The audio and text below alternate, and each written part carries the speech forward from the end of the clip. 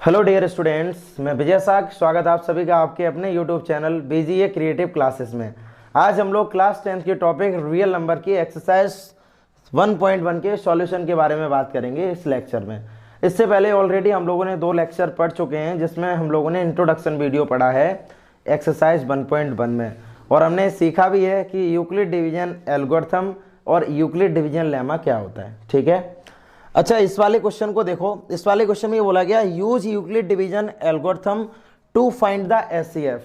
हमने बताया था यूक्लिड एक साइंटिस्ट थे जिन्होंने एल्गोरिथम और लेमा, एल्गोरिथम सिर्फ उन्होंने इसीलिए दी है to find out the HCF, और लेमा उन्होंने इसलिए दिया, लेमा एक हमारा प्रूवल स्टेटमेंट है जिसका हम लोग यूज करते हैं अदर स्टेटमेंट को प्रूव करने के लिए। अभी उसके बारे में भी हम लोग बात करेंगे।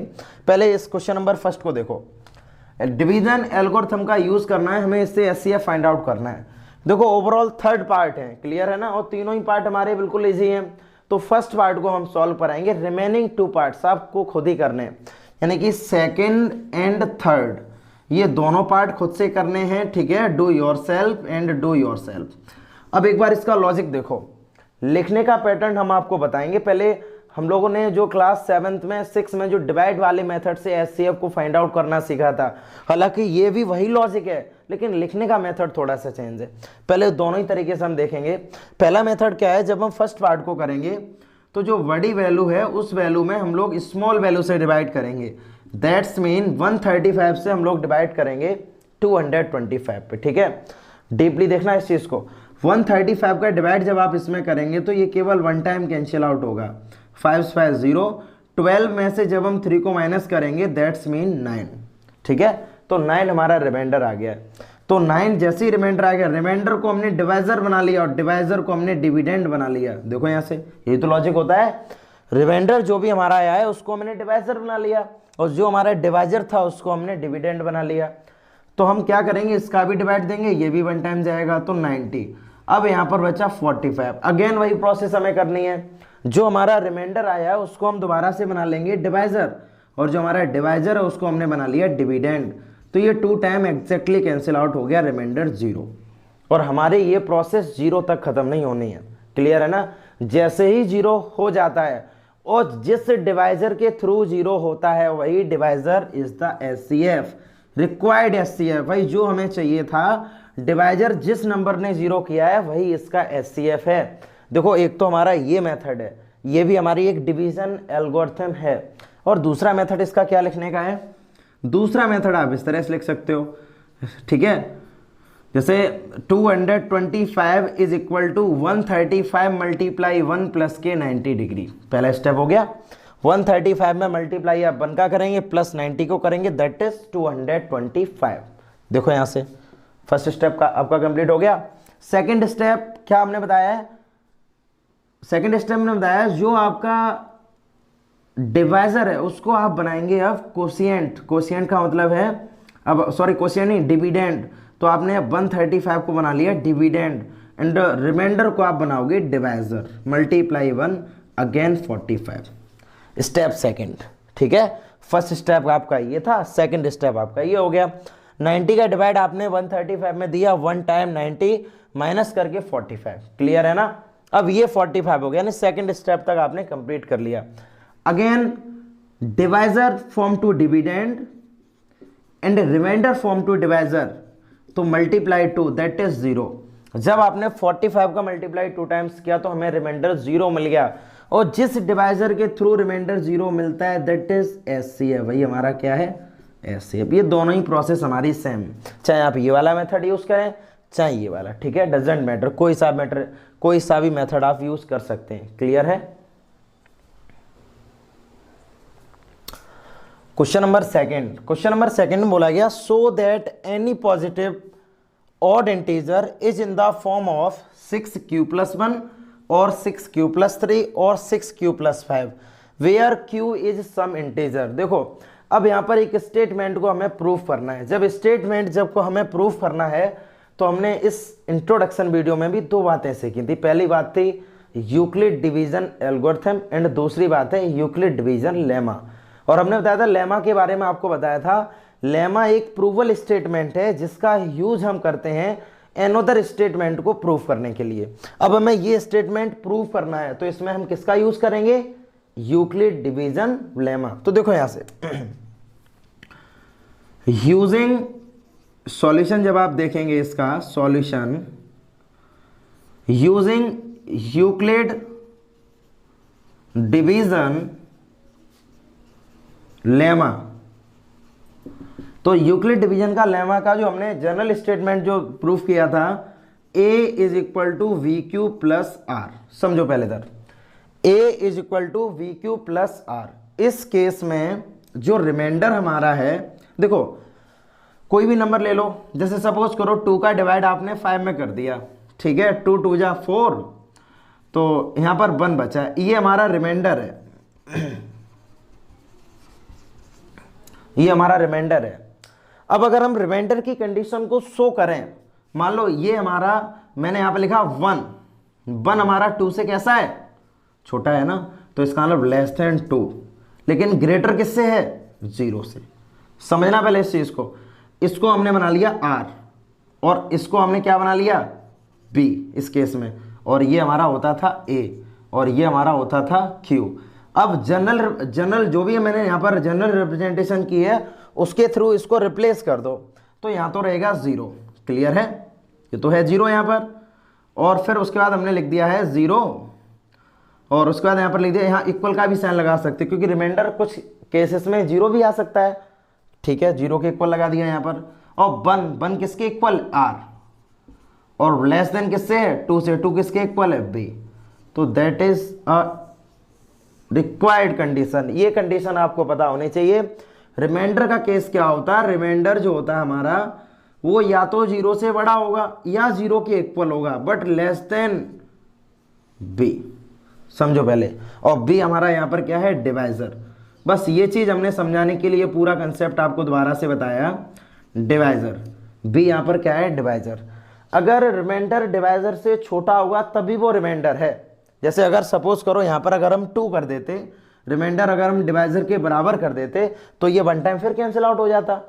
तो वही चीज मैंने यहाँ पर समझाई है आपको, रिमाइंडर जो है वो या तो 0 के इक्वल होगा या उसके बराबर या उससे बड़ा होगा, लेकिन डिवाइजर से हमेशा ही छोटा होगा, ठीक है। That is the initial condition of Euclid division lemma. तो ठीक है, अब देखो यहां से compare to the question, compared to the question से एक बार हम इसको कंपेयर करें, तो जब आप क्वेश्चन से इसको कंपेयर करोगे तो a is equal to b हो जाएगा 6 के इक्वल, और यहाँ आ जाएगा q और प्लस r चल रहा है, मैंने इसके इक्वल कर दिया। देखो 1 से अभी कोई मतलब नहीं, 1 अभी यहाँ पर नहीं लिखे, मैंने सिर्फ कंपेयर किया। तो कंपेयर से हमें एक चीज समझ में आई है, ये हमारा इस वाली फॉर्म में है bq प्लस r, तो b की जगह यहाँ पर 6 आ गया है। तो जैसे ही आप क्वेश्चन में कंपेयर करोगे तो यहाँ पर लिख भी सकते हो then b is equal to 6, बस हमें b की वैल्यू चाहिए। तो b की वैल्यू अगर 6 के इक्वल है, इसका मतलब है 0 is less than equal to r is less than 6। जब r हमारा 6 देन लेस है तो इसका मतलब क्या है, इसका मतलब है r की वैल्यू हम लोग पुट कर सकते हैं 0 1 2 3 4 5, लेकिन 6 वैल्यू पुट नहीं कर सकते हैं, ठीक है। ये चीज समझ में आ गई है, जो चीज हम समझाना चाह रहे हैं उस पर ध्यान दो। हमने ये पूरा स्टेटमेंट आपको समझाया है सिर्फ इन वैल्यूज को फाइंड आउट करने के लिए। ये हमने 6 यहाँ पर कैसे लेके आए हैं, जब हम इस कंडीशन को इससे इक्वेट करेंगे तो b की जगह पर क्या आ रहा है, 6, इसका मतलब b किसके इक्वल हो गया, 6। तो 6 इज ए डिवाइजर, तो रिमाइंडर की वैल्यू 0 से बड़ी होगी, लेकिन छोटी किससे होगी, 6 से। जब 0 के बराबर और उससे बड़ी होगी तो that's mean r is equal to 0 1 2 3 4 5, लेकिन 6 को यहाँ पर इंक्लूड नहीं करेंगे। तो बस इसी के अकॉर्डिंग हम इसमें वैल्यूज को पुट कर देंगे। देखो यहाँ से putting ever values then ever values then, जैसे ही आप ये सभी वैल्यूज इसमें पुट करेंगे तो रिजल्ट हमें क्या मिलेगा, तो रिजल्ट देखो अब, तो a is equal to 6q plus के 0, दैट इज 6q। क्लियर है, तो यानी इसको आप ये भी लिख सकते हो, 2 बाहर ले लो तो ये हो जाएगा 3q। कोई प्रॉब्लम वाली बात नहीं है, ठीक है ना। हम सिर्फ यहाँ पर ये बताना चाहेंगे ऑड और इवन में अंतर क्या होता है, डिफरेंस क्या होता है, बेसिकली डिफरेंस क्या है यहाँ पर, उसके बारे में बात करेंगे। जब ये नंबर हमारा 2 से डिवाइड होगा, तो जब ये नंबर हमारा 2 से डिवाइड होगा, इसका मतलब ये नंबर हमारा कैसा हो गया, इवन। ठीक है, उसके बाद यहाँ से a = 6q + k 1। अब इसमें से हम 2 को कॉमन नहीं ले सकते, तो ये वाला नंबर हमारा कैसा हो गया, ऑड। उसके बाद देखो यहाँ से इसी तरह से a = 6q + k 2। चाहो तो आप 2 को कॉमन ले लो, 3q + k 1, 2 कॉमन आ गया यहाँ पर, इसका मतलब 2 से डिवाइड कर सकते, तो ये नंबर हमारा इवन हो गया। Next one 6q + k 3। अब इसमें से हम 2 को कॉमन नहीं ले सकते हैं, तो जब इसमें से नहीं ले सकते, ये नंबर हो गया ऑड हमारा। एंड उसके बाद लिख सकते हो 6q + k 4। ठीक है, 0 पुट कर दिया, 1 पुट कर दिया, 2 3 4। जब आप 4 पुट करेंगे तो आप 2 को कॉमन ले सकते हैं, 3q + k 2, तो ये हो जाएगा 2 कॉमन आ गया, इसका मतलब ये हो गया हमारा इवन। उसके बाद आप लिख सकते हैं यहाँ पर a = 6q + k 5। तो 5 में आप 2 कॉमन नहीं ले सकते, इसका मतलब ये नंबर हमारा हो गया ऑड। ठीक है, तो इसके बारे में हमने बता दिया। अब देखो क्वेश्चन में क्या बोला गया था, 6q + 1, 6q + 3 एंड 6q + 5, ये सभी हमारे ऑड पॉजिटिव इंटीजर हैं। तो एक बार देखो 6q + 1, ठीक है, 6q + 3 and last one 6q + 5। हमसे बोला गया ये तीनों ही हमारे किसके फॉर्म में, ऑड के फॉर्म में। देखो ये नंबर भी ऑड है, ये नंबर भी ऑड और ये नंबर भी ऑड। इवन और ऑड में तो आप सभी को पता होना चाहिए इवन और ऑड क्या नंबर्स होते हैं। जो नंबर 2 से एग्जैक्टली डिवाइड हो जाते हैं उन नंबर्स को हम इवन नंबर्स बोलते हैं, और जो नंबर हमारे 2 से डिवाइड नहीं हो पाते हैं, नहीं कर सकते जिनको हम, उनको हम ऑड नंबर्स बोलते हैं। तो देखो यहाँ से जिसमें 2 कॉमन आ गया, इसका मतलब क्या है, जो नंबर में 2 का मल्टीप्लिकेशन हो रहा है उसमें 2 का डिवाइड भी आसानी से हो जाएगा ना। इसी तरह से इसमें भी 2 कॉमन आ रहा था, इसमें भी और इसमें भी, तो 3 नंबर हमारे इवन है एंड 3 नंबर हमारे ऑड है। क्वेश्चन नंबर 3 के बारे में बात करेंगे हम। थर्ड क्वेश्चन में क्या बोला गया है, an army contingent of 616 members is to be march behind an army band of 32 members in a parade. समझो पहले इधर, ओवरऑल 616 मेंबर्स हैं जिसमें 32 मेंबर्स एक परेड में है। ठीक है ना, क्या बोला गया, दी 2 ग्रुप्स आर टू बी मार्च, उसमें से 2 ग्रुप हैं वो मार्च के लिए निकले हुए हैं, जिसके नंबर ऑफ कॉलम्स, मतलब उन्होंने इस तरह से अरेंज किया है जिसमें नंबर ऑफ कॉलम्स सेम है। वो बोला गया what is the maximum number of columns. देखो यहाँ से क्वेश्चन के अकॉर्डिंग हमें कंसंट्रेट करना है इस वर्ड पर, मैक्सिमम। अगर हमसे मिनिमम बोला जाता तो मिनिमम का मतलब होता है एलसीएम और मैक्सिमम का मतलब होता है एचसीएफ। तो हमें कंसंट्रेट करना है मैक्सिमम वर्ड पर। तो मैक्सिमम का मतलब है हम यहाँ से क्या कैलकुलेट करेंगे, HCF, number of columns in which they can march, यानी कि वो नंबर ऑफ, हमें वो number of, maximum number of columns find out करने जिसमें वो मार्च कर सकते हैं। तो मैक्सिमम नंबर ऑफ कॉलम्स हमें फाइंड आउट करने हैं। ठीक है, तो सॉल्यूशन के अकॉर्डिंग अगर हम देखें तो हमारे पास 2 नंबर्स गिवन है। पहला नंबर दिया गया 616 एंड दूसरा नंबर दिया गया 32। ठीक है, लैंग्वेज अभी हमें नहीं लिखेंगे, लैंग्वेज के अकॉर्डिंग क्वेश्चन को अभी नहीं करेंगे, पहले इस क्वेश्चन को समझो।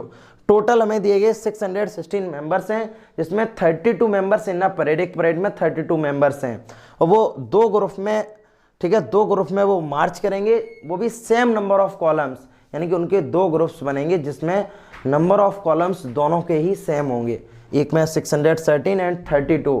तो हमसे बोला गया मैक्सिमम नंबर ऑफ कॉलम्स कितने होंगे, तो मैक्सिमम का मतलब है एचसीएफ। अब देखो यहाँ से वैसे हम लोग फाइंड आउट कर लेंगे। पहले आप 32 का डिवाइड दें 616 में, क्लियर है ना, 616 में डिवाइड दें। तो जैसे ही आप 32 का डिवाइड 613 देते हो, यहाँ से 32 2 जा 64 होते हैं, तो 1 टाइम ये जाएगा 32, 11 में से 2 जाएगा 9 बचेगा। उसके बाद यहाँ पर क्या बचा हुआ, 5 में से 3 को माइनस करेंगे तो 2 बचेगा, और अपॉन में आ गया कितना आ गया यहाँ पर 296। एक बार और इसको हम कैंसिल आउट करेंगे। देखो ये अभी 1 टाइम हमने इसका किया तो ये आ गया 32, अब यहाँ पर 29, अब इसमें यहाँ पर 6 को मैंने एज इट इज लिख दिया। ठीक है, अब ये 296 है, वो भी 32 से कैंसिल आउट हम करेंगे।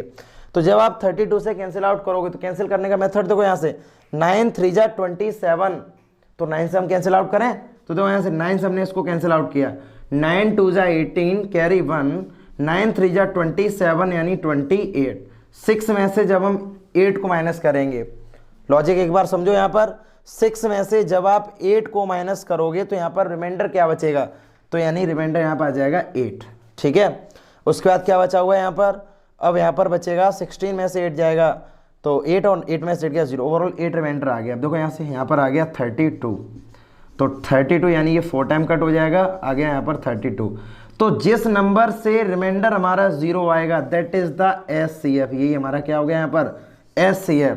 तो यहाँ पर आप लिखेंगे, इसके प्रॉपर स्टेप से लिखेंगे 616 यानी 32 मल्टीप्लाई 19 प्लस 8। देखो यहाँ से 32 का मल्टीप्लाई 19 करेंगे तभी तो रिमाइंडर यहाँ पर 8 बचा था। अब उसके बाद आप क्या करेंगे, यहाँ पर 32 is equal to 8 multiply 4 plus 0, जिस डिवाइजर पर ये 0 होगा दैट इज द SCF। तो लिखोगे यहाँ पर so high maximum number of column, maximum number of columns is equal to 8, ठीक है। That is the required answer of this question. Question number fourth question के बारे में हम बात करेंगे। अब अभी तक हम लोगों ने थर्ड क्वेश्चन को भी समझा था।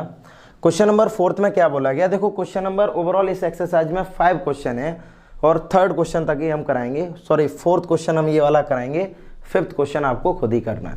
तो इसलिए फोर्थ क्वेश्चन को ढंग से समझो क्योंकि फिफ्थ क्वेश्चन आपको खुद ही करना है। Fifth question do yourself. अब देखो क्वेश्चन नंबर फोर्थ में क्या बोला गया, use Euclid division lemma to show that the square of any positive integer is either is in the form of 3m और 3m प्लस 1। हमसे ये बोला गया किसी भी पॉजिटिव नंबर का जब हम स्क्वायर करेंगे तो या तो वो 3m की फॉर्म में होगा या तो वो 3m प्लस 1 की फॉर्म में होगा। ये चीज़ हमें प्रूफ करनी है। तो स्टेटमेंट प्रूफ करना है तो हम लोग डिवीजन लेमा का यूज़ करेंगे। तो देखो हम करेंगे किस तरह से, सॉल्यूशन इसका देखो, यूजिंग यूक्लिड डिवीजन लेमा। तो यूक्लिड डिवीजन लेमा का जो जनरल स्टेटमेंट होता है a is equal to v q plus r, इस केस में 0 is less than equal to r is less than b। हमारा ये स्टेटमेंट था। जो रिमाइंडर है या तो वो 0 के इक्वल होगा या उससे बड़ा होगा, but less than divisor, divisor से हमेशा ही छोटा होगा, ठीक है। अब इस वाली स्टेटमेंट को हम इससे इक्वेट करेंगे। जब आप इक्वेट करोगे यानी कि compare with question, compare with question, then b is equal to 3। जब आप क्वेश्चन के साथ कंपेयर करेंगे तो b किसके इक्वल हो जाएगा, 3 के, क्योंकि b यहां पर देखो b क्यू प्लस आर, इसमें यही तो b चल रहा है ना, b किसकी जगह पर आएगा, 3 की जगह पर। अब यहां पर 3m चल रहा है, चाहो तो आप 0 भी लिख सकते हो, कोई इतना बड़ा इशू नहीं है, क्लियर है ना। तो यहां पर लेकिन b की जगह पर क्या आ गया, यहां पर 3, तो b को मैंने रख दिया 3 के इक्वल। जब आप b को 3 के इक्वल हो, जैसे ही आप पुट करोगे तो a is equal to 3q plus r, और इसमें आप कंडीशन लिखेंगे 0 is less than equal to r is less than 3। जब r 3 से लेस है then r is equal to 0 1 2, ये वैल्यूज आप पुट करेंगे। देखो यहाँ पर इससे पहले वाले जस्ट सेकंड क्वेश्चन में भी तो हमने यही कंडीशन अप्लाई की थी ना। रिमाइंडर से हम ये लोग फाइंड आउट करते हैं रिमाइंडर कि रिमाइंडर कहाँ लाई करेगा, 0 के इक्वल भी है तो 0 1 और 2 यानी 3 से लेस होगा, ठीक है। तो देखो यहाँ से अब आप एक एक करके वैल्यू को पुट करो और कंडीशन को सेटिस्फाई करेंगे हम। देखो यहाँ से पुटिंग एबव वैल्यूज देन आप ये सभी वैल्यूज पुट करेंगे, उसके बाद हमें रिजल्ट क्या मिलेगा वो चीज देखो। अब a is equal to 3q plus 0, सबसे पहले हमने यहां पर 0 पुट किया है, ठीक है। अब आप यहां पर कर दो स्क्वायरिंग ऑन बोथ साइड, तो 3 का स्क्वायर जब आप करेंगे तो यहां हो जाएगा 9q स्क्वायर, और 9 में से 3 को ले लो कॉमन तो यहां बचेगा 3q स्क्वायर, ठीक है। अब q कोई भी पॉजिटिव इंटीजर है, इसकी जगह आप 1 पुट करो, 2 पुट करो, 3 पुट करो। तो जब आप इस पूरे ब्रैकेट को सॉल्व करोगे तो हमें एक इंटीजर ही मिलेगा। क्लियर है? जैसे सपोज करो क्यू की वैल्यू आप 1 पुट कर दो तो 1 का स्क्वायर 1, 3 मल्टीप्लाई 1 दैट इज 3। तो यानी है तो वो इंटीजर ही, और इंटीजर इसमें किससे रिप्रेजेंट कर रहे हैं हम? m से। तो यानी हम इसको इस m से रिप्रेजेंट कर देंगे तो ये हो जाएगा a square is equal to 3m। पहली कंडीशन यहाँ पर हमें ये मिल गई कि किसी भी पॉजिटिव इंटीजर का जब आप स्क्वायर करेंगे तो वो 3m की फॉर्म में होगा। तो 3m की फॉर्म में हमें मिल गया। ठीक है, पहला प्रूफ हमारा ये हो गया। दूसरा, अब आप करेंगे पुट करेंगे a is equal to 3q plus 1। Alternate हम वैल्यूज को पुट करेंगे, बार बार हम लिखेंगे नहीं, putting r equal 0, r equal 1, r equal 2। ठीक है, अल्टरनेट बार बार हम इस चीज को रिपीट नहीं करेंगे, हमने यहाँ पर ही बोल दिया पुटिंग एबव वैल्यूज, या लिख सकते हो आप putting the above values of r। Clear है ना? Putting all the values of r की सभी वैल्यू पुट करने पर हमें क्या मिलेगा उसको हम सॉल्व कर रहे हैं। तो a is equal to 3q plus 1, चाहो तो आप यहाँ पर चेंज कर सकते हो,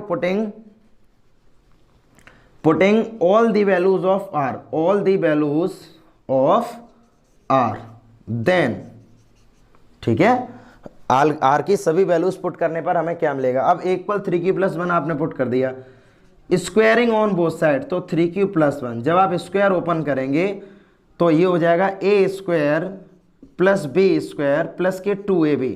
ठीक है, तो a square is equal to, देखो यहाँ से अब 9q स्क्वायर को और 6q को एक साथ में लिख दो, 1 को अलग कर दो। अब हमने क्या किया यहाँ से, अब हमने यहाँ से 3 को हमने कॉमन ले लिया, तो यहाँ पर बचा 3q स्क्वायर प्लस के 2q, और यहाँ पर बचा 1। अब देखो यहाँ पर, ठीक है, इस ब्रैकेट में से हमने 3 को कॉमन ले लिया है। अब जब आपने यहाँ से 3 को कॉमन लिया है, अब q की जगह आप कोई सी भी वैल्यू पुट करो, इन सभी को सॉल्व करने पर हमें एक इंटीजर मिलेगा। जब आपको एक इंटीजर मिलेगा तो वो भी इंटीजर किसकी फॉर्म होता है? m की फॉर्म में। तो इसको भी आप लिख दोगे a square is equal to 3m plus 1। हालांकि देखो कंडीशन तो हमें यहाँ तक ही प्रूफ करनी थी 3m और 3m प्लस 1, और दोनों ही कंडीशन हमने यहाँ पर प्रूफ कर ली है। अब लास्ट वन हमें यहाँ पर दिया गया a इज इक्वल टू, ठीक है, 3q प्लस के 2। अब आप क्या करेंगे, इसका भी आप स्क्वायर सॉल्व करेंगे, तो स्क्वायर करने के बाद जो कंडीशन आपको मिलेगी वो मिल जाएगी a square is equal to 3m plus के 8। हालांकि अगर ये पूछी जाती तो उसके अकॉर्डिंग भी हम सॉल्व करते, लेकिन अभी पूछा नहीं गया, इसलिए हमें केवल यहाँ तक इसको सॉल्व करना है। तो देखो यहाँ से क्वेश्चन में यही बोला गया था, किसी भी पॉजिटिव नंबर का जब आप स्क्वायर करेंगे या तो वो 3m की फॉर्म में होगा या तो वो 3m प्लस 1 की फॉर्म में होगा। यही चीज़ हमसे प्रूफ करवाई गई थी।